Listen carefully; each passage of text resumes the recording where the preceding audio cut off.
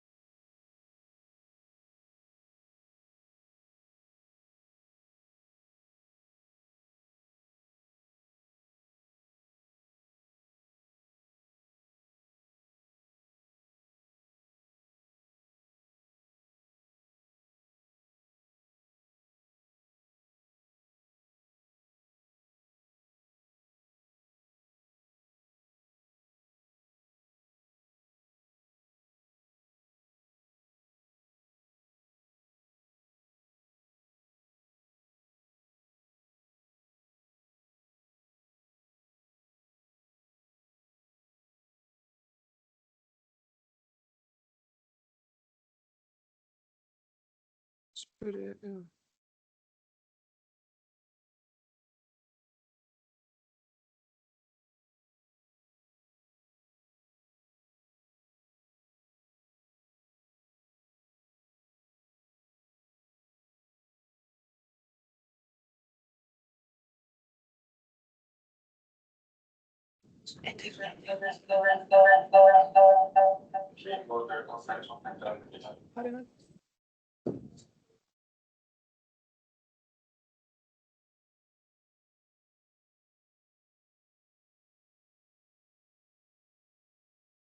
Mhm.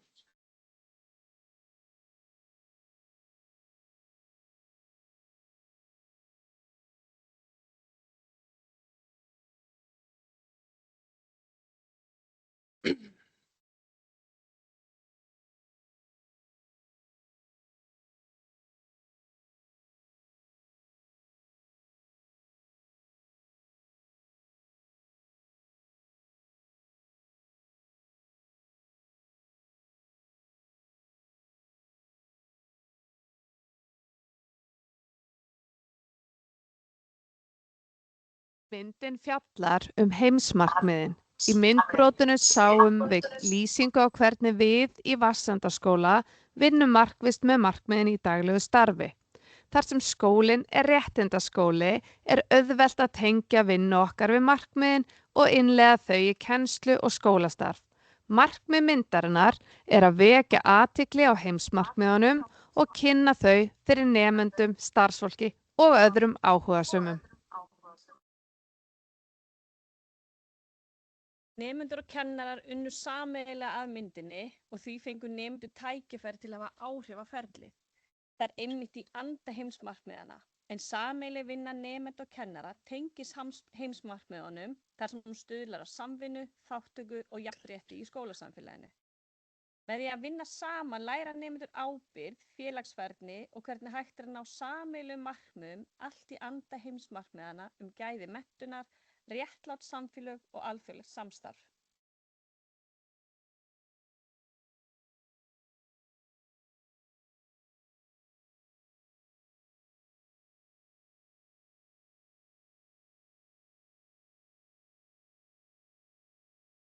Við sjá myndbrot úr heimildamynd sem við gerðum fyrir með nemendum að stýra þessu verkefni.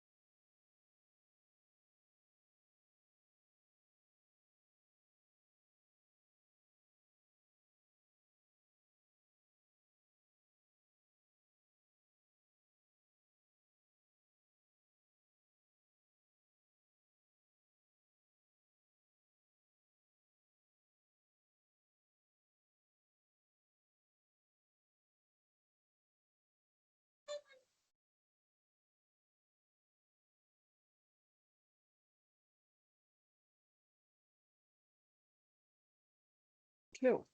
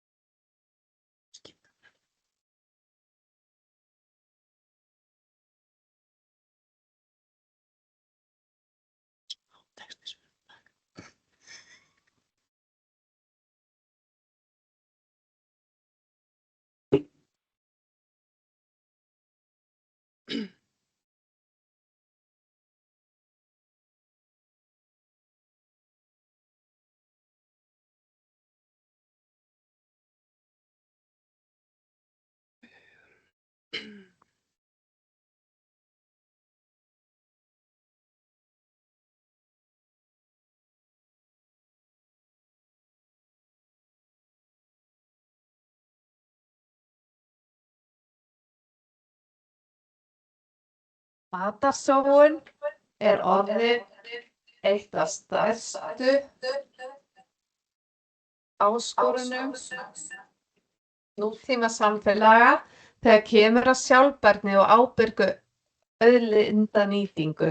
Á heimsvísu er talið að þriðjungur alls framleidds matar endi sem úrgangur, hvort sem það gerist við framleiðslu, flutning, verslun eða neyslu. Þessi sóun hefur víðtæk áhrif, ekki einungis á efnahagskerfi ríkja og heimila, heldur einnig á umhverfið og samfélagið í heild. Þess vegna er matarsóun lykilþáttur í umræðu um sjálfbæra þróun.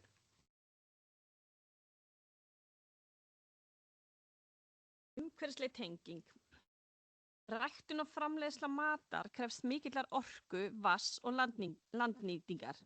Þegar við hendum mat hafa þessar auðlindir verið nýttar án þess að gagnast neinum. Matarsóun felur í sér óþarfa losun gróðurhúsalofttegunda, bæði í gegnum framleiðslukeðjuna og þegar lífrænn úrgangur rotnar á urðunarstöðum og myndar metan sem er mun öflugri gróðurhúsalofttegund en koldíoxíð. Með því að draga úr matarsóun er hægt að minnka kolefnisfótspor, bæta nýtingu náttúruauðlinda og styðja baráttuna gegn loftslagsbreytingum. Nú ætlum við að sýna ykkur myndbrot þar sem Klara kennari í Vatnsenda-skóla er að ræða um ræktun kartöflugarða. Gjörið svo vel.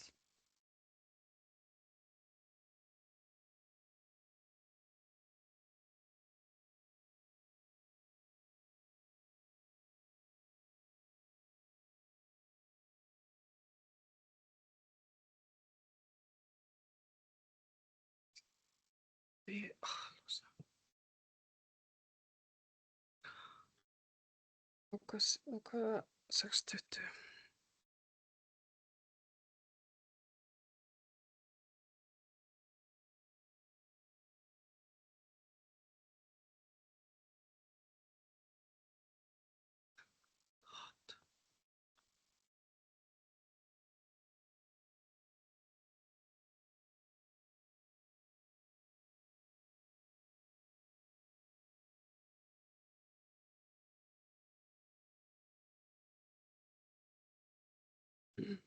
Ennþá.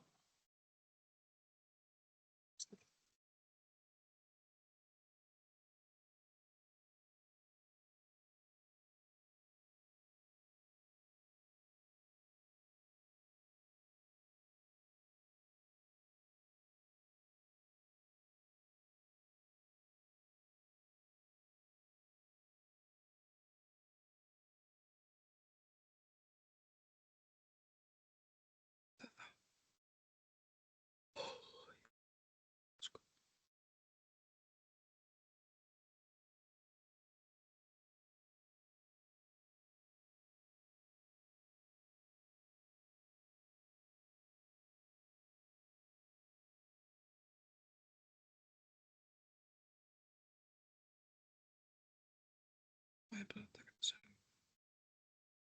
Já, ég veit.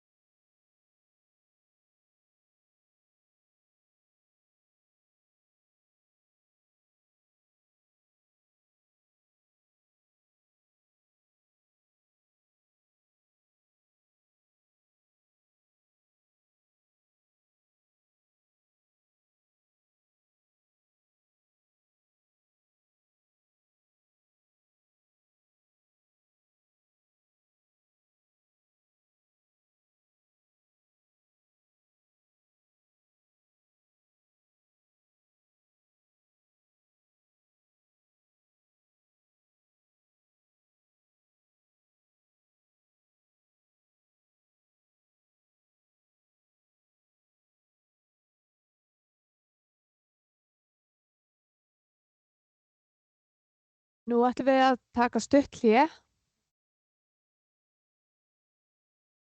vegna tæknilegra örðugleika við að ná hljóðinu inn.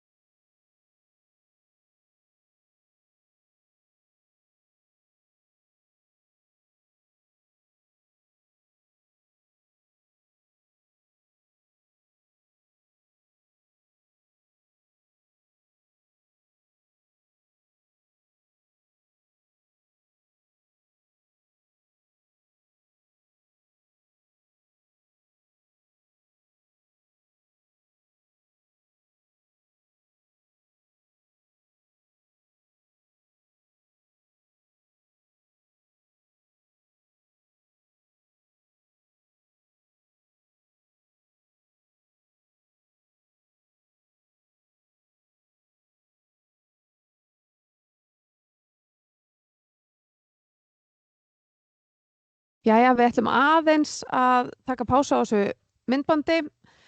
Efnahagsleg tenging. Matarsóun jafnframt efnahagslegt tap. Þegar matur framleiddur, fluttur og geymdur fylgir honum kostnaður. Þegar honum síðan hent fer sá kostnaður forgörðum. Fyrirtæki geta tapað verulegum fjármunum vegna lélegra skipulagningar eða geymslu og heimili eyða oft verulegum hluta tekna sinna í mat sem aldrei nýttur. Með betri skipulagi innkaupa, fræðslu og umhverfisvænni vinnubrögðum má draga úr þessu tapi og stuðla að ábyrgari neysluhegðun.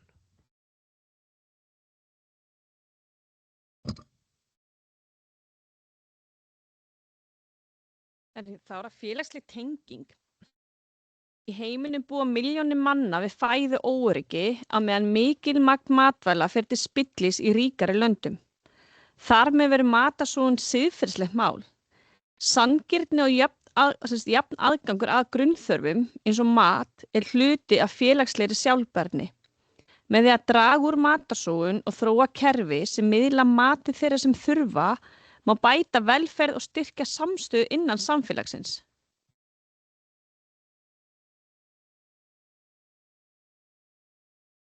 Niðurstaða. Tengsl matarsóunar og sjálfbærni eru því mjög skýr.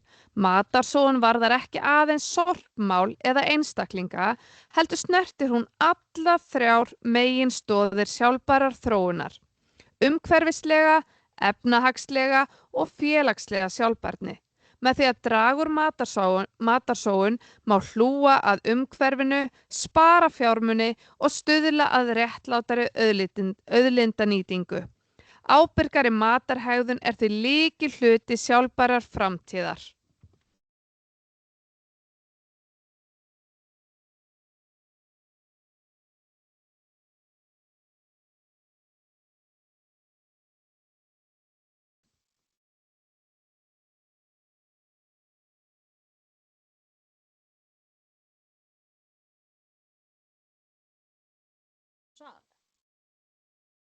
Já, við sem sagt, áður en þessi fundur byrjaði, þá sendum við spurningar til kennara og svona báðum að koma með spurningar til okkar. Við til dæmis fengum spurningar eins og hvað eru heimsmarkmiðin og af hverju eru þau svona mikilvæg? Og heimsmarkmiðin náttúrulega bara markmið sem Sameinuðu þjóðirnar settu sér til að bæta heiminn og þau snúast bara það að útrýma fátækt, bæta menntun, vernda náttúruna og tryggja jafnrétti. Og þau eru mikilvægt til að allir geta átt betra líf og jörðin verði heilbrigðari. Og það sem skiptir mestu máli kannski með heimsmarkmiðin, það þessi áhersla á við vinnum öll saman. Af því að eitt ríki getur ekki unnið útrýmt fátækt á eigin spýtur. Við verðum að hjálpast að og þannig náum við árangri. Svo hvernig getum við séð heimsmarkmiðin í daglegu lífi og skólastarfi okkar? Já, við sjáum til dæmis, við sjáum þau þegar við erum að læra jafnrétti, göngum eða hjólum í skólan í stað bíls. Við vistum rafmagn, endurvinnum og hjálpum öðrum. Við gerum ýmislegt í skólastarfinu, slökkva ljósin, og í skólastarfi koma þau fram í verkefnum umhverfið, fjölmenningu og samvinnu. Svo fengum við aðra spurningu hvaða heimsmarkmið okkur finnst mikilvægast og hvers vegna. Það er mjög erfitt að velja eitthvað eitt heimsmarkmið, en við til dæmis hópurinn tölum markmið númer 4, góð menntun fyrir alla, þar sem við vinnum nú inn á skólans. Og að því menntun hjálpa fólki að læra, fá vinnu og bæta líf sitt. Ef allir fá góða menntun, þá verður heimurinn betri staður, en því miður erum við ekki svo heppin, eru ekki allir svo heppnir hér í heiminum, út allan, öllum löndum, en við búum vel hér á Íslandi, hvað það varðar. Og svo líka kannski það sem við erum að sjá að gerast í heiminum með alls konar uppgang svona öfgaafla, þá skiptir menntun rosalega miklu máli bara til að efla gagnrýna hugsun og annað. Þannig að menntun kannski orðið mikilvægari núna heldur en nokkru sinni fyrr. Já, það sammála því. Svo kannski, ef þú tekur næstu? Já. Hvernig getum við sem nemendur og kennarar unnið saman að markmiðum sem skipta samfélagi máli? Við teljum að það sé aðalega með því að tala saman, vinna í sameiginlegum verkefnum og virða hvert annað. Við getum skipulagt góðgerðaverkefni, fræðslu loftslagsmál eða dregið úr rusli í skólanum. En mikil samvinna kjarninn í þessu. Já, bara samvinna á milli stiga og bekkja og svona, það skiptir rosalega mikið máli. En svo var líka, hvernig getur samstarf í skólanum hjálpa okkur að skilja alþjóðlegt samstarf? Þannig að þegar við vinnum saman í skólanum, þá erum við að læra að virða ólíka skoðanir. Við erum að hlusta á aðra og erum að vinna í hópum og við erum ekkert alltaf sammála öllu, en það rosa mikilvægt að við hlustum og reynum að finna leiðir. Og sem nákvæmlega eins og bara með önnur lönd. Við þurfum að vinna saman og það náttúrulega alveg mjög áberandi í heiminum í dag hvað skiptir máli að við vinnum saman. En það einmitt, löndin þurfa að vinna saman að heimsmarkmiðunum og við þurfum öll að leggja okkar að mörkum. Það ekki bara að ætlast til að hinir gera eitthvað og ég ætla ekki að gera neitt sjálfur. Sko. Það alveg mikilvægt. Og næsta spurning, hvernig getum við tengt kennslugreinar okkar við heimsmarkmiðin? Við erum mikið í því að samþætta og gera ýmislegt hérna í skólanum. Við töldum til dæmis í líffræði að vera að læra náttúruna og loftslagsbreytingar, í sögu að skoða baráttu fyrir mannréttindum, í íslensku að skrifa greinar jafnrétti, í stærðfræði reikna út notkun vatns eða orku. Og svo þau verkefni sem við höfum verið að hjálpa bara við að vinna til að ná einhverju heimsmarkmiði í skólanum og það er náttúrulega eins og við hefur komið fram, þú veist, við tínum rusl einu sinni í viku á skólalóðinni, við göngum í skólan, við hlaupum til styrta góðu málefni og svo erum við bara með fræðslu fjölbreytileika og jafnrétti bara á öllum stigum og og nýtum hvert tækifæri til að tala fjölbreytileika. En hvernig getur skólastarf, sem fengum við þessa spurningu, hvernig getur skólastarf hjálpa til við að draga úr ójafnrétti innan skóla eða samfélags? Og það náttúrulega bara að við þurfum að tryggja að allir fái tækifæri og þú veist, virða hvort annað og við erum með vinnu gegn einelti og við styðjum við nemendur sem þurfa aðstoð, hvort sem hún er námsleg eða félagsleg. Og svo náttúrulega notum við kennarar bara hvert einasta tæki sem gefst í kennslu bara til að ræða jafnrétti. Já, og við fengum svo 2 viðbót sem við ætlum að enda hérna 2, að það er hvernig getum við sem nemendur, þetta kom frá nemendum, haft áhrif á að gera skólasamfélagi réttlátara og umhverfisvænna. Við notum ýmsar aðferðir, við erum að þau geta tekið þátt í umræðum, þau geta lagt til hugmyndir og við erum með réttindaráð innan skólans þar sem nemendur fá að hafa mikið að segja til ákvarðanir innan skólans. Hvetja til að draga úr rusli og sóun og vera góð við aðra og standa með þeim sem eru einir. Og svo síðasta, hvað getum við gert í dag til að stuðla heimsmarkmiðum í okkar skóla eða samfélagi? Það meðal annars að taka ábyrgð á eigin hegðun, hjálpa öðrum, endurvinna, sýna virðingu og fordómaleysi og deila fróðleiki heimsmarkmiðin og barnasáttmálann. Þegar við erum öll meðvituð þetta, þá ætti alltaf ganga mun betur. En við bara ákveðum að velja þessar 10 spurningar úr þeim spurningum sem við fengum, að þannig að við ætlum aðeins kannski að nota smá tíma í það að ræða aðeins staðbundnar áskoranir og reynslur ferðirnar sem við höfum verið að fara í og hvað eyjarnar hvaða áskoranir eyjarnar búa við, hvað er helst þar.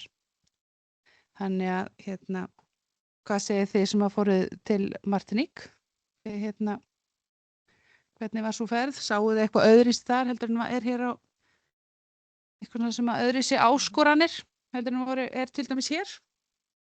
Kannski sem, þú veist, eyjasamfélag, þá glímir eyja náttúrulega við svipaðar áskorun og við þú veist, það hækkandi yfirborð sjávar.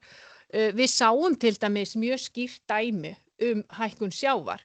Þegar voru einhver tré, og nú man ég ekki alveg hvað þau heita, en þau voru bara eiginlega dauða því að sjórinn hafði flætt.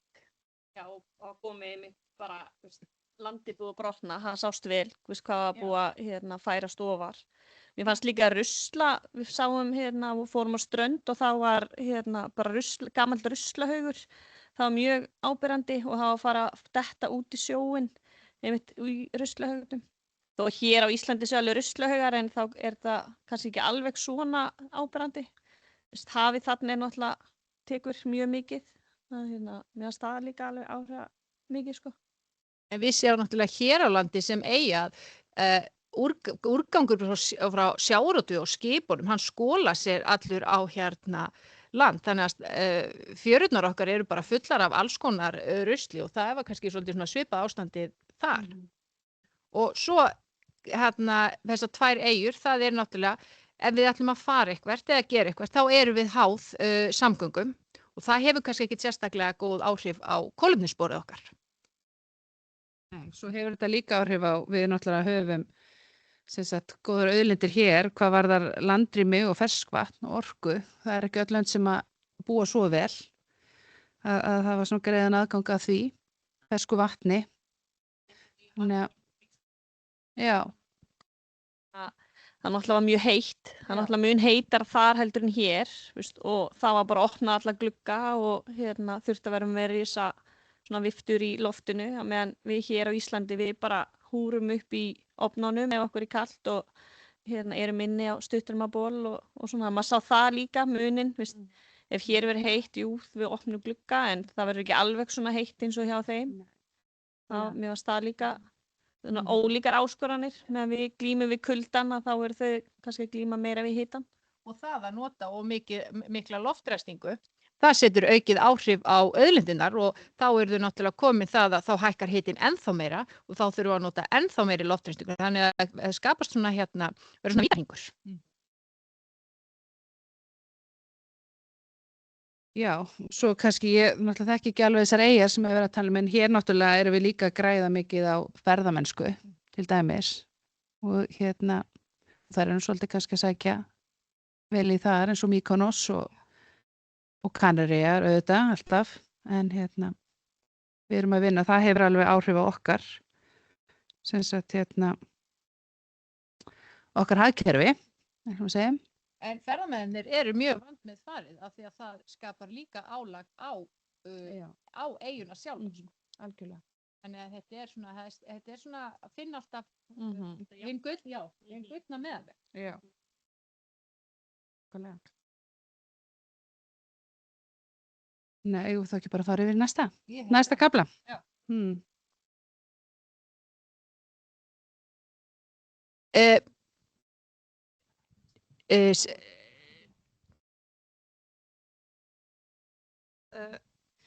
Já, við í 4. bekk erum að nota svolítið Kahoot, bæði sem próf og sem til skemmtunar og við ákvaðum að skella í myndband með 4. bekknum sjálfbærni, loftslagsbreytingar og fleira tengt verkefninu.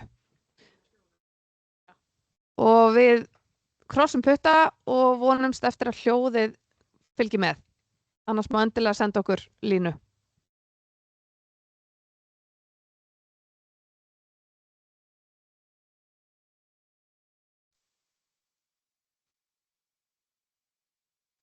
Þegar ég sjá bara svona reykinn koma upp að það sem er hiti í jörðinni. Og það er hægt að nota hann, muniði, til þess að fá til dæmis heitt vatn inn á ofnana hérna svo okkur verður ekki kalt þegar veturinn kemur og alls konar svona. Þannig að við erum allavega búin að læra ansi mikið þetta og í öðrum bekk lærðum við loftslagsbreytingar. Hvað væri vont fyrir jörðinni ef hún væri bara sveitt af hita. Hvað gerist þá? Þá fyrir veðrið að versna og verða alls konar svona skrítið veður og þá fyrir erfiðara fyrir dýrin að lifa og erfiðara fyrir plönturnar að lifa og hvað ef við höfum ekki náttúru? Hvað gerist þá? Það bara deyfið. Það er ekki gott fyrir okkur. Þannig að við viljum líka ekki svo loftslagsbreytingar og við getum hjálpað með loftslagsbreytingarnar með því að endurvinna og flokka. Hvað er aftur að endurvinna? Man það einhver? En svo Sorpa er endurvinnslustöð. Hvað er hún að gera? Hún er að gera hlutin sem við komum með til þess að nota aftur. Alveg rétt. Þannig að sem við fyrir með plastið og setjum það, þá nota þau plastið til að búa til nýja hluti í staðinn fyrir að maður setur plast bara í venjulegt rusl. Þá fer það bara hún ruslahaug og safnast bara upp rusl og við viljum það ekki. Við viljum frekar gera þetta til að nota aftur. Og líka það rusl sem er ekki hægt að endurvinna, það er yfirleitt grafið ofan í jörðina. Og til dæmis er ég alltaf að spila frisbeegolf í Gufunes og það var gamall ruslahaugur. Þar undir er bara rosalega mikið af rusli ennþá ofan í jörðinni. Þannig að við viljum frekar að nota aftur og eins hefur einhver farið í barnalampuna. Já, veitir hvað er gert þar? Það er sett föt sem einhver annar getur notað. Einmitt, ég á kannski peysu sem ég gaf stelpunum minni og stelpa mín, hún sko, fer aldrei í peysu. Hún er alltaf bara stuttur á bólúlpu, Íris getur vottað það. Hún fer aldrei í peysu. Þannig ég á fullt af rosalega flottum peysum sem hún fekk í gjöf og hún hefur farið í kannski einu sinni. Þá fyrir ég bara með þær í barnaloppuna og sel aftur og einhver annar kaupir bara næstum því nýjar peysur en hún er samt að kaupa nota þannig það er miklu ódýrara og þá er ég ekki að henda fötunum heldur er ég að reyna að fá einhvern annan til að fá fötin í staðinn fyrir að kaupa alltaf bara nýtt af því að það er miklu betra að nota aftur. Þannig að við byggum til, af því að ég er svolítið búin að vera uppaldi, það verður að gera Kahoot, en þetta er ekki leyni Kahoot. Það má alveg kíkja hjá öðrum, má alveg vinna saman, þannig að þetta er ekkert eitthvað svona, þetta er ekki próf eða neitt svoleiðis, þetta er bara til að svona aðeins að fá að setja vídeo og ykkur að svara spurningum það sem ég er búin að vera að kenna ykkur í 1., 2. og 3. bekk og aðeins í 4. bekk. Þannig að þetta er ekkert eitthvað svona nýtt. Ok, þannig ég ætla að biðja Íris og Elsu hjálpa mér að dreifa hérna spjaldtölvunum. Þið sitjið bara kjör. Ég var í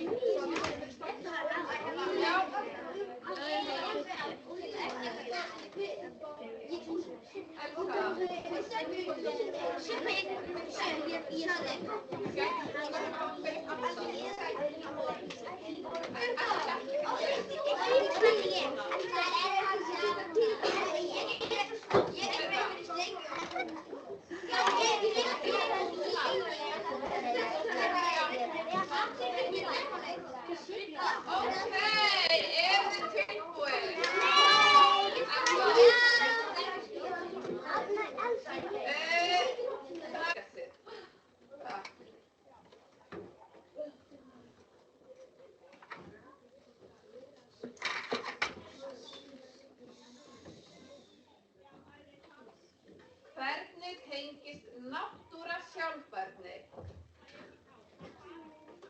Rauða, að nota náttúruna þannig við mengum bara í útlöndum, ekki hjá okkur.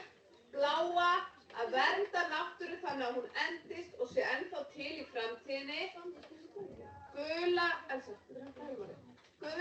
að nota sjálf náttúruna og leyfa engum öðrum að njóta hennar. Græna, að nota náttúruna bara í sveitinni, ekki í bæjum og borgum. 13 sekúndur, snögg. 22 svör komin, 25 sekúndur eftir. Hvernig tengist náttúra sjálfbærni? Ég veit það, það að setja á hundi. Vel gert.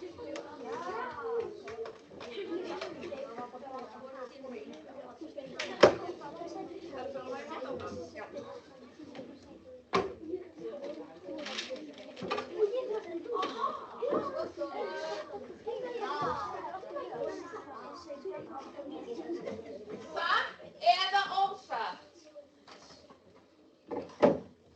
Það gott fyrir sjálfbærni þegar samfélagið, efnahagurinn og náttúran vinnur saman sem ein heild. Það satt blátt eða ósatt rautt? Það gott fyrir sjálfbærni þegar samfélagið, efnahagurinn og náttúran vinnur saman sem ein heild. Vel gert.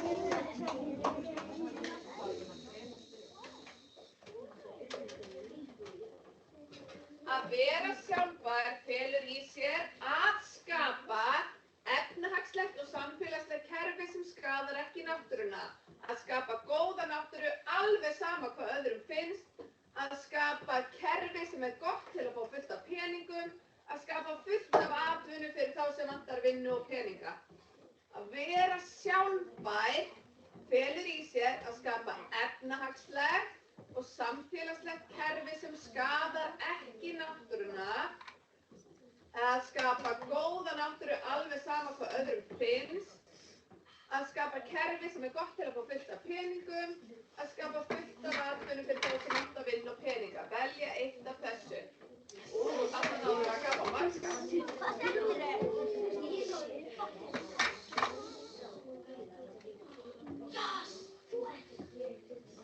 Satt eða ósatt? Sjálfbær þróun hræðilega slæm fyrir náttúruna.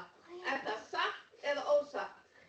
Sjálfbær þróun hræðilega slæm fyrir náttúruna. Það slæmt að sé sjálfbær, að við höfum sjálfbær. Það það sem við fórum yfir í kennslustundum hjá mér, þannig að þú þarft að fylgjast vel með til að vita það.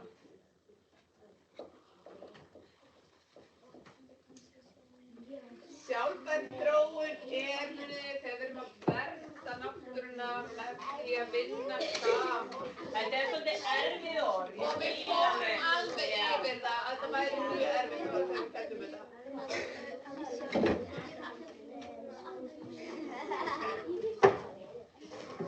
Hvaða endurnýjanlegu orku notar Ísland mest? Hvaða endurnýjanlegu orku notar Ísland mest? Er það jarðvarmi og kol, vatnsorka og bensín, vatnsorka og jarðvarmi, vindorka og sólarorka? Hvert er það sem Ísland notar mest af endurnýjanlegri orku? Endurnýjanlegt er að setja nota aftur og aftur. Er það jarðvarmi og kol, vatnsorka og bensín, vatnsorka og jarðvarmi, vindorka og sólarorka? Hvað af þessu er rétt? Vel gert. Vá, ótrúlega flott hjá ykkur krakkar. Þau lærðu þetta mjög vel í 3. bekk.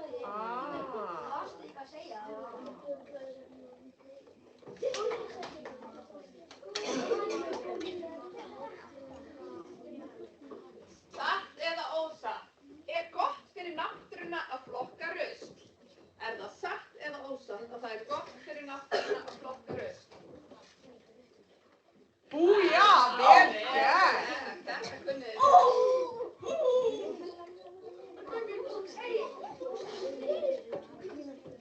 Þegar við flokkum og notum endurvinnslu erum við að vernda fjölskylduna því annars verður mikið rusl heima. Menga náttúruna og ættum að hætta því strax. Vernda dýrin svo þau fáið mat að borða. Vernda náttúru með því að gamalt rusl notað í að gera nýja hluti. Þegar við flokkum og notum endurvinnslu erum við að vernda fjölskylduna því annars verður mikið rusl heima. Blátt menga náttúruna. Vel gert. Endurvinna.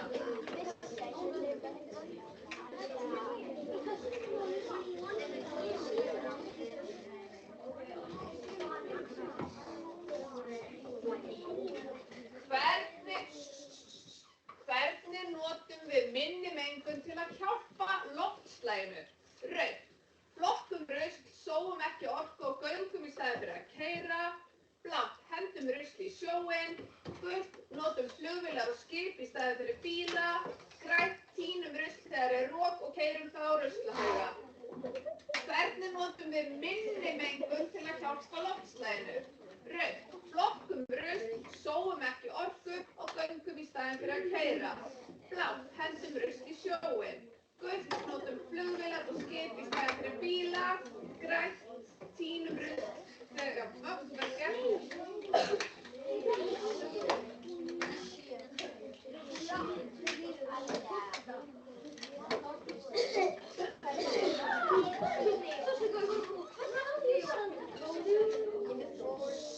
Hvað gerist ef við mengum loftið of mikið? Jörðin færist til tunglsins, jörðin kólnar og það hættir að vera sumar, jörðin hitnar og afleiðingar verða slæmar fyrir lífverur, jörðin verður flöt. Rautt. Jörðin færist til tunglsins, blátt. Jörðin kólnar og það hættir að vera sumar, jörðin hitnar og afleiðingar verða slæmar fyrir lífverur, jörðin verður flöt. Rautt. Jörðin færist til tunglsins, blátt. Jörðin kólnar og það hættir að vera sumar, gult. Jörðin hitnar og afleiðingar verða slæmar fyrir lífverur, Lífverur eru dýr og plöntur og menn. Vel gert.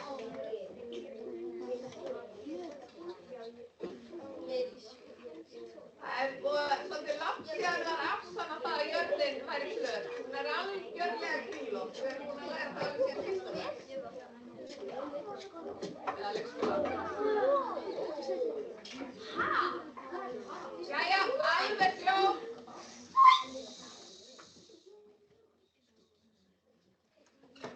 Satt eða ósatt? Dýr þurfa hreint loft og vatn til að lifa. Satt ósatt? Þurfa dýr hreint loft og vatn? Ef að dýr þurfa hreint loft og vatn, já, það gerst.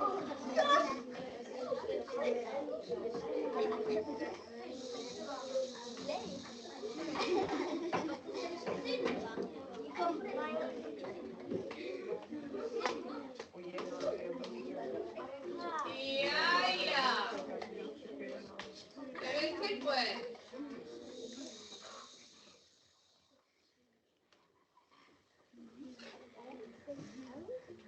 Finndu 3 dýr sem búa á Íslandi og við viljum vernda. Búa á Íslandi. Rautt, fuglar, krókódílar og apar. Blátt, fiskar, tígrisdýr og birnir. Gult, hundar, kettir og ísbirnir. Grænt, fuglar, fiskar og hreindýr. Finndu dýr sem við viljum vernda og búa á Íslandi.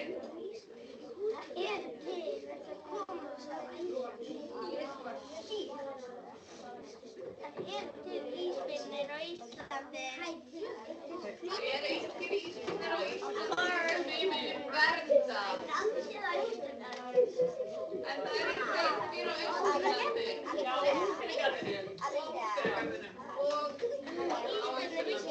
Já, bara á Íslandi.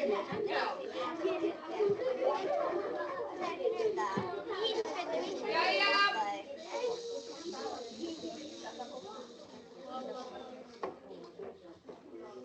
Alveg hljótt.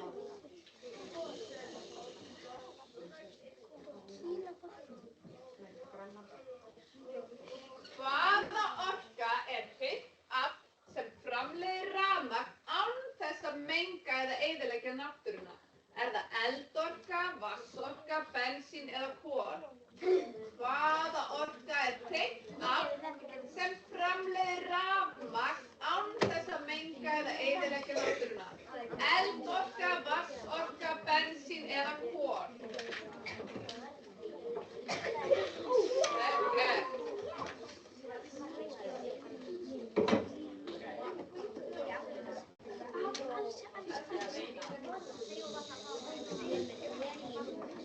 Jæja, eruð þið tilbúin?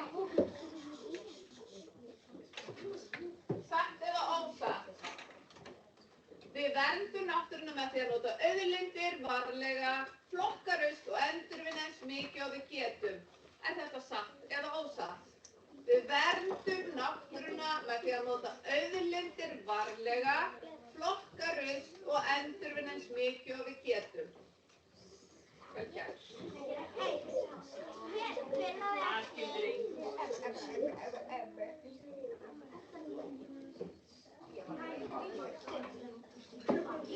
Jörðin verður betri fyrir okkur á framtíðina ef við vinnum með sjálfbærni, flokkum ekki, bætum við fleiri bensínstöðvum, notum orku sem endurnýjast aldrei.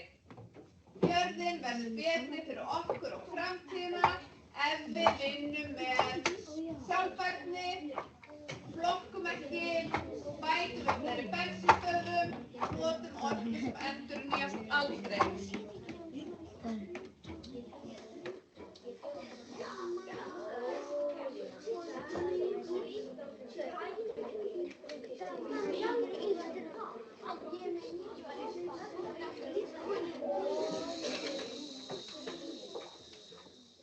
Tilbúin. Hvaða efni er mengun?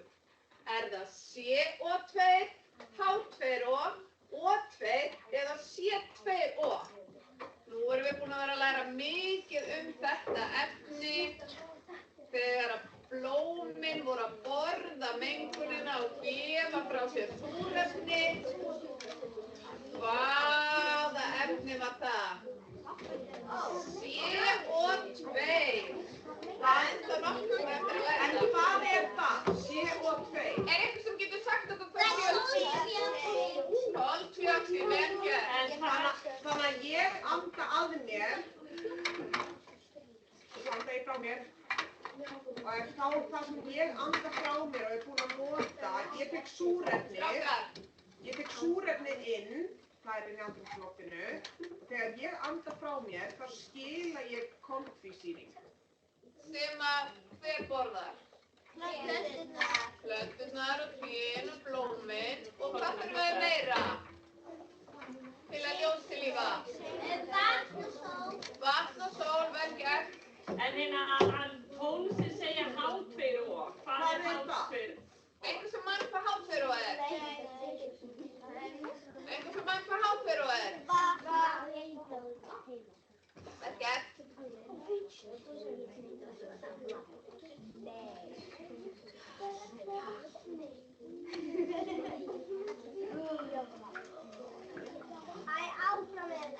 Er þið tilbúin?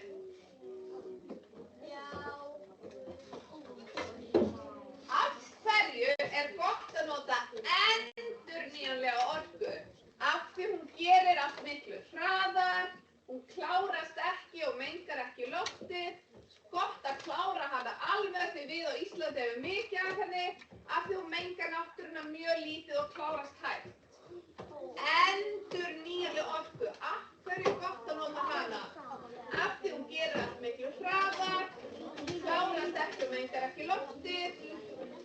Strákar, gott að klára hana alveg því við á Íslandi hefur mikið af henni, af því hún mengar náttúruna mjög lítið og klárast hægt. Hvað er rétt með endurnýjanlega orku? Klárast ekki og mengar ekki loftið. Klárast ekki og mengar ekki loftið.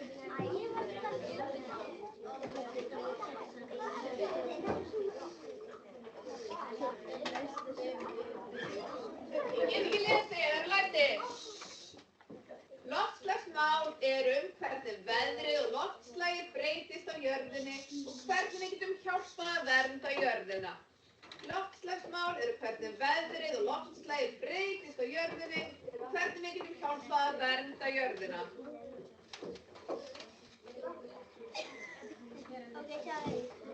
Ég veit hvað ég á, ég gerði Vel gert.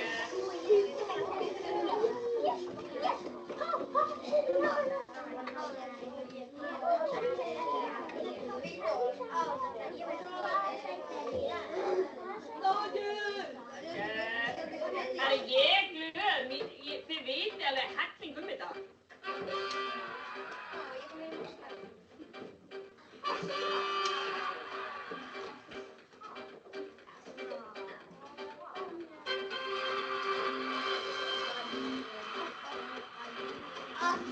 Kristjana er 4 og Bjarki 5. Vel gert. Þið sjá bara svona reykinn koma upp af því að það er svo mikið hiti í jörðinni.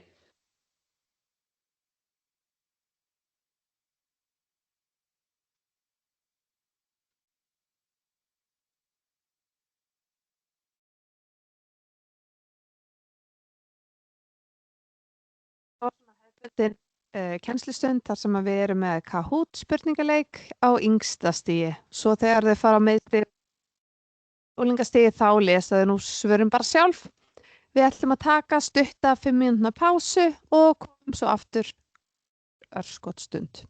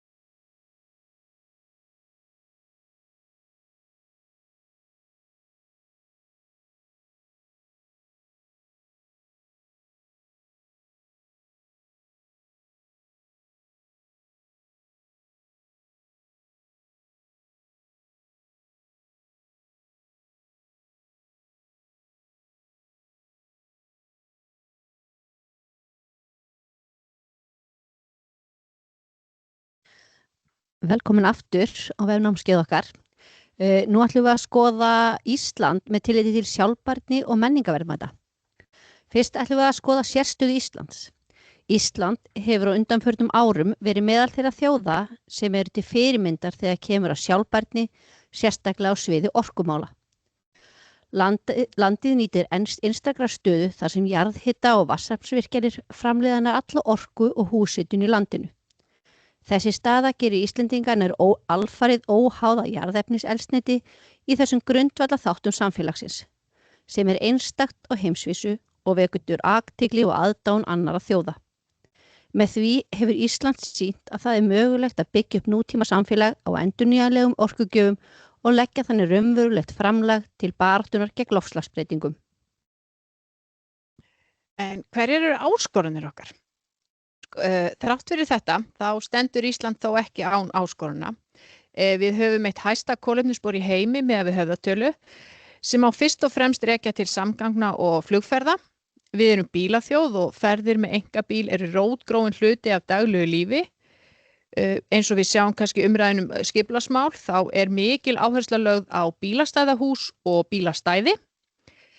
Einnig einkabíllinn hluti af okkar lífi vegna dreifðar byggðar og takmarkaðra almenningssamganga utan höfuðborgarsvæðisins.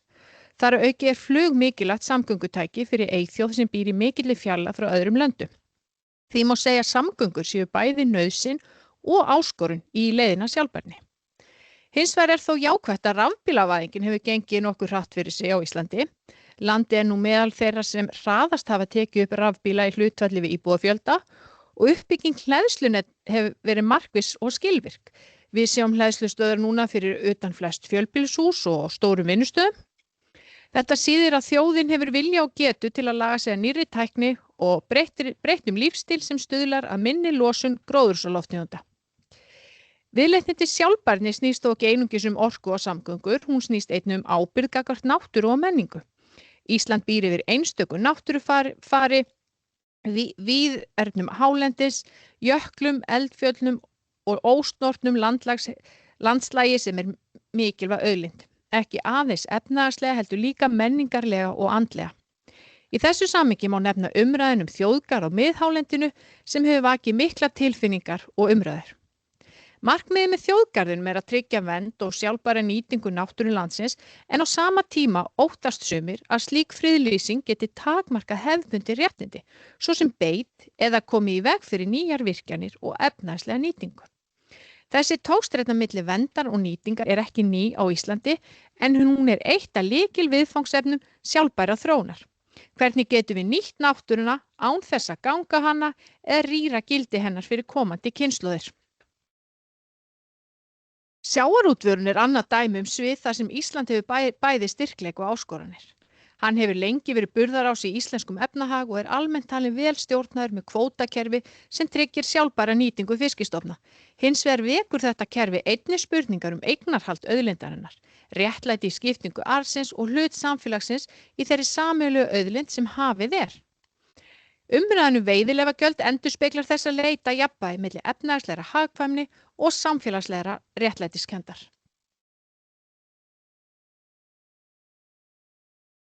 Ísland hefur markað sér sem sérstakt náttúru og upplifunarland. Jöklar, eldfjöll, norðurljós og svo framvegis gerir Ísland að spennandi áfangastað. Betri flugsamgöngur og fleiri beinar flugferðir til Íslands hefur valdið mikilli fjölgun ferðamanna hér á landi. Vaxandi sýnileiki á alþjóðavettvangi og ferðamenn sem vilja nýja áfangastaði og eftir COVID-breytingarnar eru ferðamenn farnir að leita út fyrir hefðbundna ferðamannastaði. Mikill fjöldi ferðamanna setur þrýsting á vegi og göngustíga, bílastæði og náttúruperlur. Það mikið álag á vinsæla áfangastaði, svæði í kringum höfuðborgarsvæðið eins og Gullni hringurinn og ferðamannaleiðir sem eru í svona dagsferðalagi frá höfuðborgarsvæðinu hafa upplifað mikla umferð. Þetta veldur meiri losun koltvíoxíðs út frá ferðalögum, meiri notkun og orku og innviðum og mögulega áhrif á vistkerfið eru slæm. Þetta tekur hér á landi en einnig hætta á að ferðaþjónustan taki of mikinn sess miðað við aðrar atvinnugreinar og hún valdi ójöfnuði í samfélaginu. Þetta veldur einnig húsnæðisskorti á vinsælum ferðamannasvæðum, leiguverð hefur hækkað og samfélagið upp fyrir breytingar vegna mikils fjölda gesta. En hvað hægt að gera? Jú, hægt var að dreifa ferðamönnum betur yfir landið og dreifa ferðamönnum betur yfir árið. Þannig að það ekki sé allt áleið á einum tíma eða einum stað eins og á sumrin og höfuðborgarsvæðið. Það þarf að auka leiðbeiningar og reglur til að vernda viðkvæma náttúru landsins, auka ábyrgð ferðamanna og fræða þá betur hvernig megi ferðast til að hafa sem minnst áhrif. Það þarf einnig að meta hvernig skattar og gjöld fyrir ferðamann getur verið hluti af lausninni. Og að lokum þurfum við að styrkja innviðina, bæta vegasamgöngur, bílastæði, fjölga stígum og slíkum á svæðum sem hafa mikla umferð. Þegar við skoðum menningun okkar og tengjum það við umræðunum sjálfbærni, þá það tungumáli hjarta í menningu þjóðarinnar og fyrir Íslendinga hefur það sérstaka þýðingu. Íslenskan ekki aðeins samskiptatæki, heldur líka tenging við fortíðina, lykillinn að sögu okkar og sjálfsmynd. Hún hefur lifað í meira en 1000 ár en stendur nú frammi fyrir nýju áskorunum í stafrænum heimi þar sem enska allsráðandi. Þess vegna mikilvægt að efla íslenska máltækni, þróa talgreini, vélþýðingar og raddstýringar sem gera íslenskunni kleift að lifa áfram í tækniheimi framtíðarinnar. Ef tæknin skilur ekki íslensku hætt við að fólk velji ensku og þá veikir staða tungumálsins smám saman. En menningin auðvitað miklu meira en tungumálið. Hún birtist í listalífi, í bókmenntum, tónlist, myndlist og kvikmyndum sem bæði endurspegla hefðir og nýsköpun. Menningin tengir saman fortíð og nútíð, hún brú milli kynslóða og nærir sjálfsmynd okkar sem þjóðar.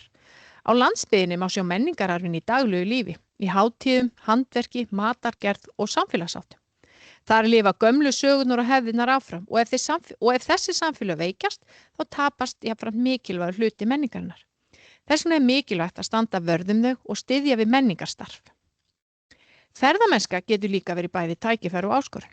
Hún getur stutt við menningu með fjármunum og auknum áhuga á íslenskri arfleifð. En hún getur líka sett samfélög og náttúru undir þrýsting ef fjöldinn verður of mikill. Ferðamenn hjálpa okkur að halda söfnum, hátíðum og menningarstofnum gangandi og mikið álag getur breytt samfélögum hraðar en gott þykir. Dæmi þetta má sjá til dæmis í matamenningu okkar, eins og skyri sem rætur í fornar hefðir en hefur orðið að alþjóðlegri vöru sem sameinar hefð og nýsköpun. Skyr á sér aldalanga hefð á Íslandi og framleiðsla þess tímafrek en framleiðendur þess breyttu vinnsluferlinu til að hraða ferlinu áfram sem við getum talað einn af menningarglæpum okkar sögu. Svo má líka ræða lopapeysuna sem íslenskt fyrirbæri en orðið framleitt í Kína. En þetta bara stutt dæmi það hvernig við erum að missa tengslinu uppruna okkar.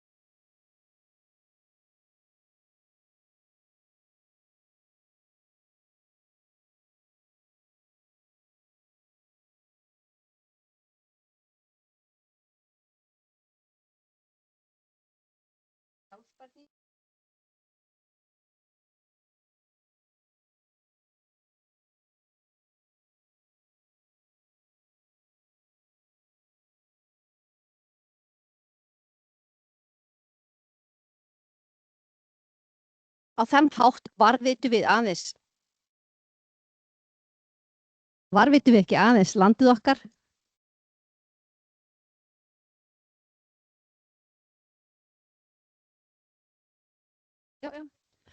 Á þann hátt varðveitum við ekki aðeins landið okkar, heldur líka það sem gerur okkur einstakt, menninguna sem hefur mótað okkur frá upphafi og heldur áfram að skilgreina hver við erum.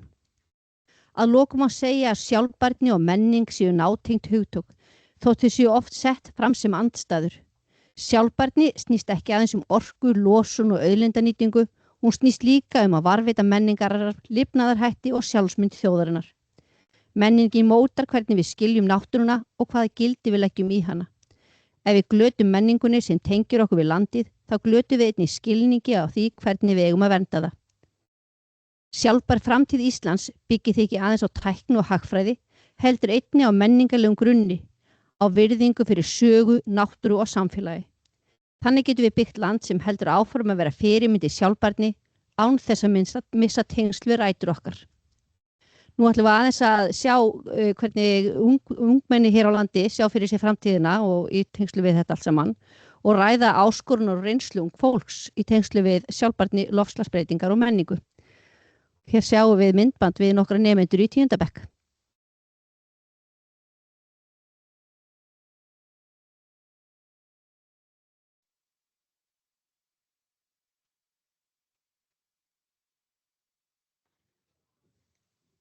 Jæja, nú ætlum við að ræða aðeins áskoranir og reynslu ykkar í tengslu við sjálfbærni, loftslagsbreytingar og menningu. En hver haldið þið að séu helstu áhrif sem loftslagsbreytingar hafa hér á landi? Jöklarnir, sko. Hvað er jöklarnir? Bara eldgosinn og CO2 sem verður til loftið. Það er bara þegar jöklarnir bráðna þá hækkar yfirborð sjávar og sjórinn súrnar. Okay. Og hvaða áhrif hefur það að við erum eyja? Jarðvegsrýrnun. Hvað sagðirðu? Hvaða áhrif hefur það fyrir okkur sem eyju að yfirborð sjávar hækkar? Að minnka landsvæðið, akkurat. Það er mikið af fjöllum. En við flytjum öll upp á fjöll. En er eitthvað annað sem eitthvað dettur í hug?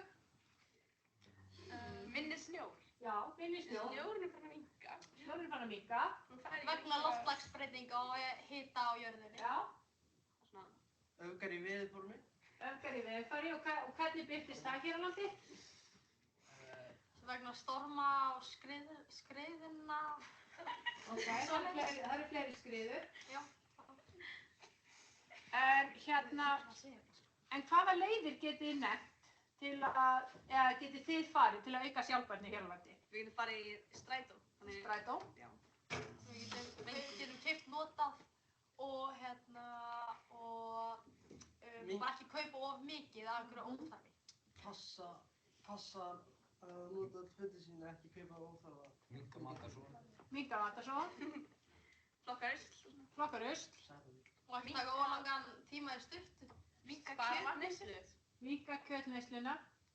Eða bara borða allt kjötið sitt. Eða borða allt kjötið, það er líka hægt. Og eru þið að gera eitthvað af þessu? Já. Ok. Hvar eru þið sterkust? Hvað gerir þið mest af þessu? Borða matinn ykkar. Borða matinn ykkar. En hvernig farið þið á æfingar? Lappandi eða hlaupahjóli. Lappandi, hjól eða bíl. En hvað er íslensk menning? Maturinn. Fyrst sem kemur huga. Kuldinn. Náttúran. Frelsi. Frelsi? Hvernig frelsi þá? Bara svona, þú veist, það er bara svona örugt og manni líður vel. Já. Líka sund. Sund? Og ís. Ræðarefur. Ræðarefurinn. Þegar voru útlendið og saknaði þess að fara í sund, sko. Saknaði þess að fara í sund þegar mellendis.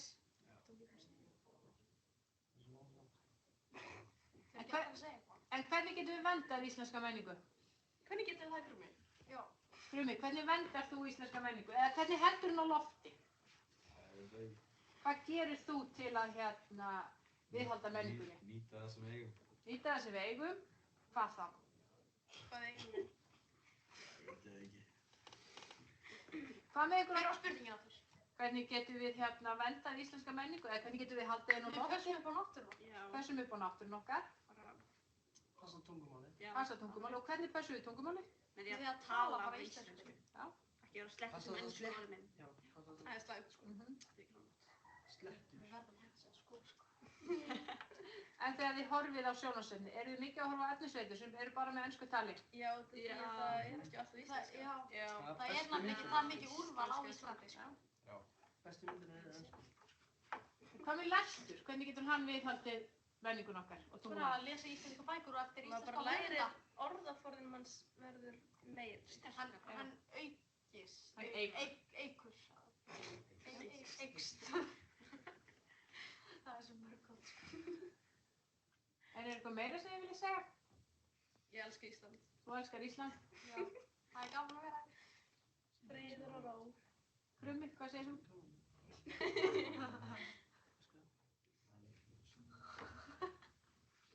Herðu, þá bara, Já, takk fyrir. þá bara þakka þið fyrir.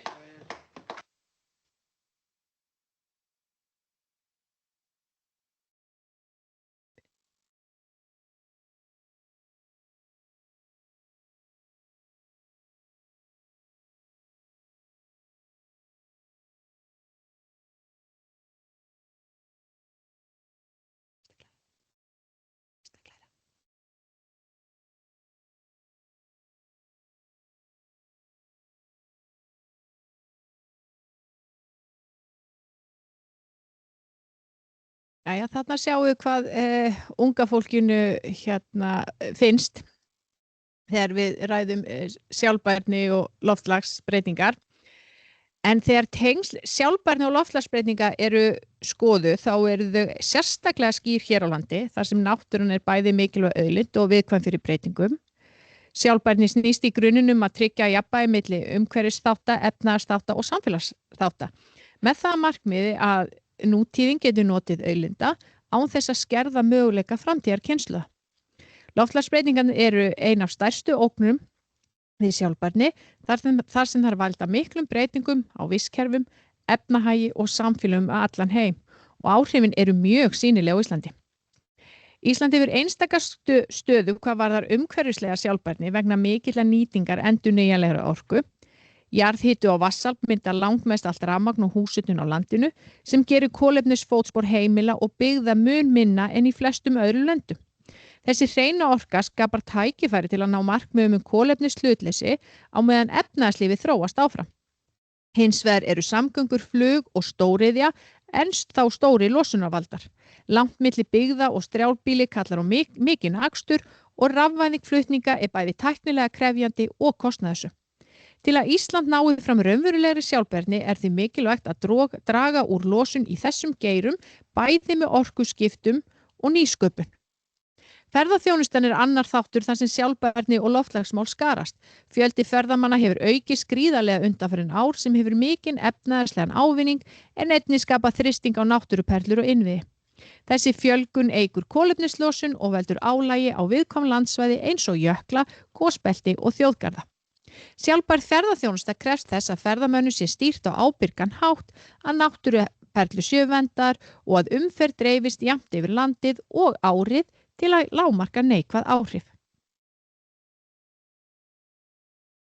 Áhrif loftslagsbreytinga hér á landi eru mjög sýnilegar, sérstaklega þegar maður horfa á jöklana okkar sem hopa hratt, breytingar í sjónum sem eiga sér stað vegna hlýnandi sjávar og súrnunar sjávar og aukin öfgaveður hefur áhrif á byggð og atvinnu. Slík þróun kallar á aðlögun og langtíma hugsun í landbúnaði, ferðaþjónustu og skipulagi byggðar. Endurheimt votlendis, skógrækt og náttúruvernd eru dæmi aðgerðir sem bæði draga úr áhrifum loftslagsbreytinga og stuðla að sjálfbærni. Að lokum mikilvægt að tengja loftslagsaðgerðir við félagslega sjálfbærni. Dreifbýli landsins þar sem lengri vegalengdir og minni innviðir eru til staðar krefjast sérstakrar athygli svo að ekki skapist ójöfnuður milli svæða. Réttlát umskipti í orkuskiptum og loftslagsaðgerðum tryggja að allir geti tekið þátt í sjálfbærri þróun og hagnast á henni. Í heildina sýnir reynsla Íslands að loftslagsaðgerðir og sjálfbærni eru órjúfanlega tengd. Hreinar orkugreinar, verndun náttúru, ábyrg ferðaþjónusta og félagslegt réttlæti mynda heildstæða nálgun sem nauðsynleg til að tryggja að Ísland geti þróast á sjálfbæran hátt í ljósi breyttra loftslagsaðstæðna. Með markvissum aðgerðum í þessum þáttum hægt að viðhalda jafnvægi milli umhverfislegra, efnahagslegra og samfélagslegra þátta og skapa framtíð sem bæði nútíð og komandi kynslóðir munu njóta. Nú myndband. Nei, afsakið.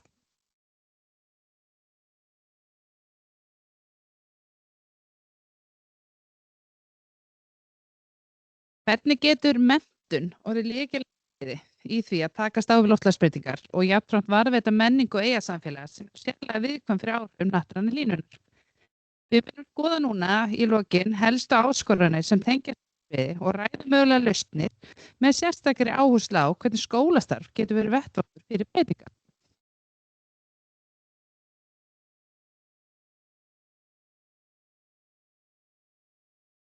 En það er einmitt staðbundin sérstæða og viðkvæmni.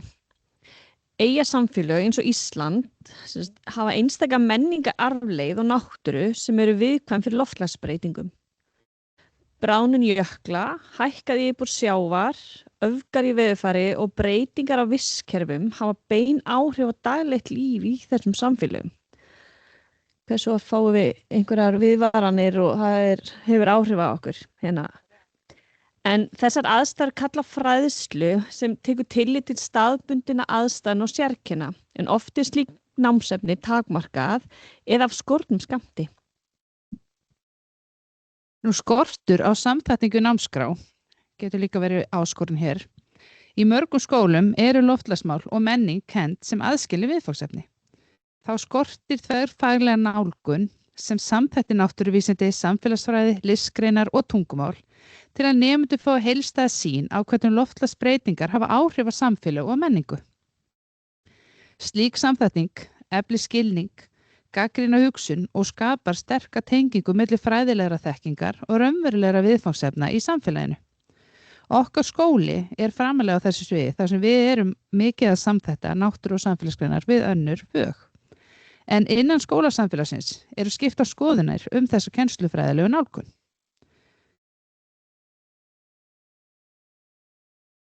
En það er einmitt takmarkað námsefni. Við kennararnir stöndum oft frammi fyrir skorti á aðgengilegu námsefni sem tengir loftslagsbreytingarnar við menningu eyjanna. Og jafnframt ekki skapandi gagnvirkum og verkefnamiðum kennsluaðferðum sem virka nemendunar til að skilja þetta sambönd. Þetta getur áhrif á gæði fræðslunar og þetta getur nemendur flýst ákvarðanir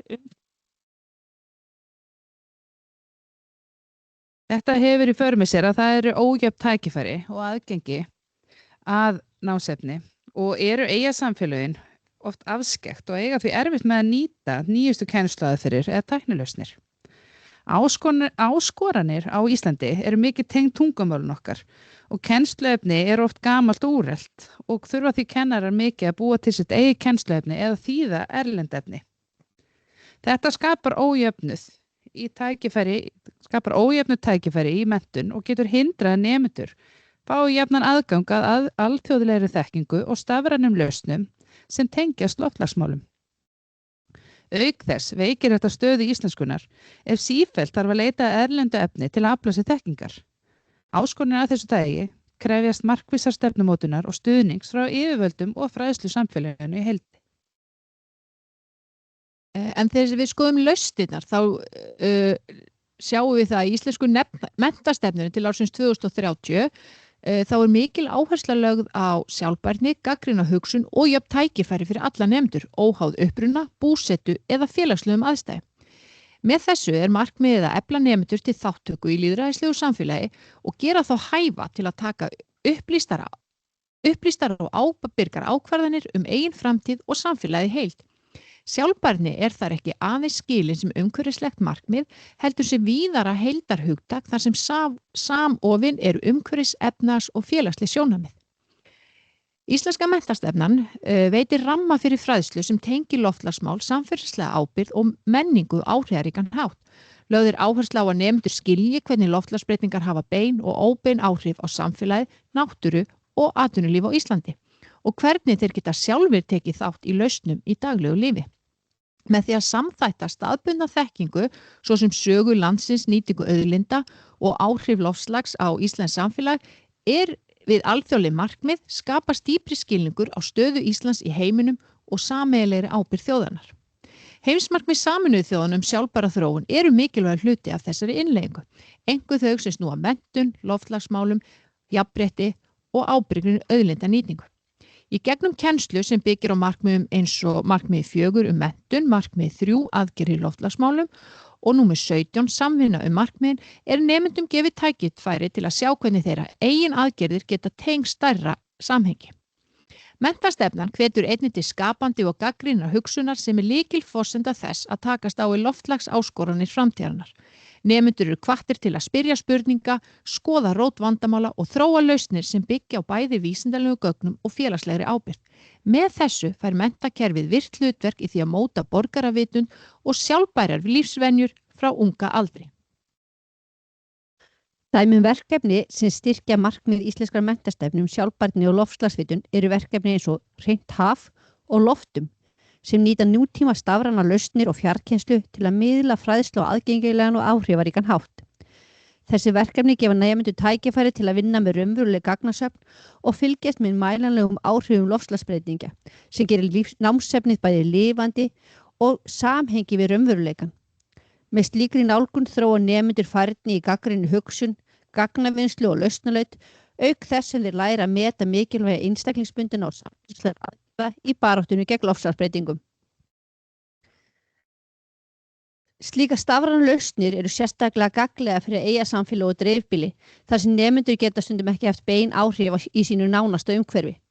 Verkefnin gera það mögulegt að tengja fræðsluna við staðbundin samfélög svo sem sjávarbyggðir og skóla og afskekktum stöðum og hvetja til þátttöku í skapandi verkefnum sem tengjast þeirra eigin samfélagi. Nemendur geta til dæmis kortlagt rusl á ströndum, fylgst með hitastigi sjávar, metið ástand lífríkis og tekið þátt í lausnaleit sem stuðlar að verndun hafsins og sjálfbærri nýtingu náttúruauðlinda. Auk þess stuðla verkefni sem þessi að því að nemendur öðlast dýpri skilning á tengslum staðbundinna athafna við alþjóðleg markmið sjálfbæra þróun. Þau gera nemendum kleift að sjá hvernig smáar markvissar aðgerðir í þeirra nærumhverfi geta haft víðtæk áhrif í samræmi með heimsmarkmið Sameinuðu þjóðanna, sérstaklega markmið 13 loftslagsaðgerðir og 14 líf í sjó. Með því að samþætta stafræna tækni, raunveruleg gögn og samfélagslega þátttöku þróast nemendur í meðvitaða borgara sem skilja mikilvægi sjálfbærni bæði í staðbundnu og á alþjóðlegu sviði.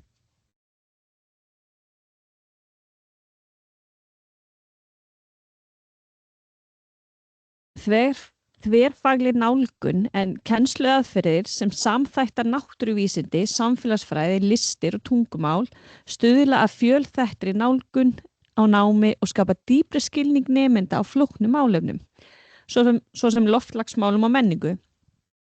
Með því að brúa mismunandi faggreinar fá nemendur tækifæri til að skoða vandamál frá mörgum sjónarhornum og sjá hvernig vísindalega staðreyndir, samfélagsleg áhrif, skapandi tjáning og tungumál samverka í skilningi og lausnaleit.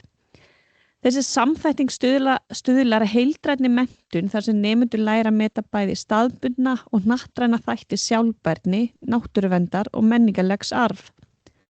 Þessi faglega samþætta nálgun virkar ekki aðeins skynjun nemenda, heldur einnig hugmyndaflugu þeirra og gagnrýna hugsun. Nemendur eru hvattir til að setja sig inn í flókin kerfi, greina orsakasamhengi og þróa sjálfstæðar lausnir á raunverulegum vandamálum. Með því að tengja loftslagsbreytingar við menningararf og daglegt líf nemenda öðlast þeir innsýn í hvernig náttúru og samfélagsbreytingar geta haft víðtæk áhrif á samfélög, atvinnugreinar og lífstíl. Slík nálgun eykur þátttöku, áhuga og ábyrgð nemenda og undirbýr þá undir virka þátttöku í samfélagi þar sem loftslagsmál, menning og sjálfbærni eru órjúfanlega tengd. Og þá komum við að samstarfi við samfélagið, en bara með því að hafa virkt samstarf við til dæmis eldri borgara og listamenn, þá getur skilningur nemenda á menningararfinum aukist. Og með því að tala við aðra í samfélaginu, þá nemendur ekki aðeins þekkingu heldur einnig innsýn í hvernig samfélagi hefur þróast yfir tíma og hvernig loftslagsbreytingar hafa haft áhrif á líf fólks á mismunandi tímabilum. Og þannig fá nemendur tækifæri til að læra af reynslu og eldri borgara sem gefur þeim dýpri innsýn inn í þær breytingar á samfélagi, menningu og náttúru auðlindum. Þessi vinnuaðferð styrkir tengingu nemenda við samfélagið á lifandi og gagnvirkan hátt. En með þessari samþættu nálgun eykst skilningur nemenda á áhrifum loftslagsbreytinga á samfélag, menningu og daglegt líf sem undirbýr þá undir virka þáttöku í samfélagi þar sem sjálfbærni, menningararfu og loftslagsaðlögun eru órjúmanlega tengd.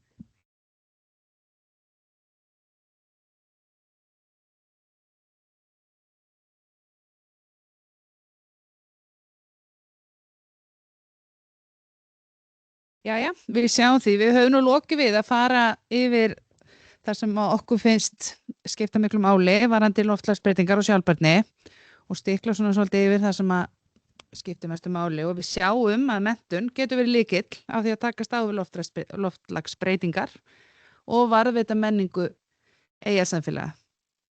Þannig að við ætlum í rauninu bara að ljúka þessu og bara þakka ykkur kærlega fyrir að setja hérna með okkur í þennan rúma 1,5 klukkustund og við vonum svona að þið hafið lært eitthvað af þessu og að lokum þannig við bara látum vita að við munum senda smá könnun á ykkur, biðja ykkur að gefa smá endurgjöf, gerum það á morgun og svo fáum við það sjálfsagt að fína vottorð í lokin frá okkur. Þannig að við ætlum bara að þakka fyrir, en það ekki? Bara takk kærlega fyrir okkur.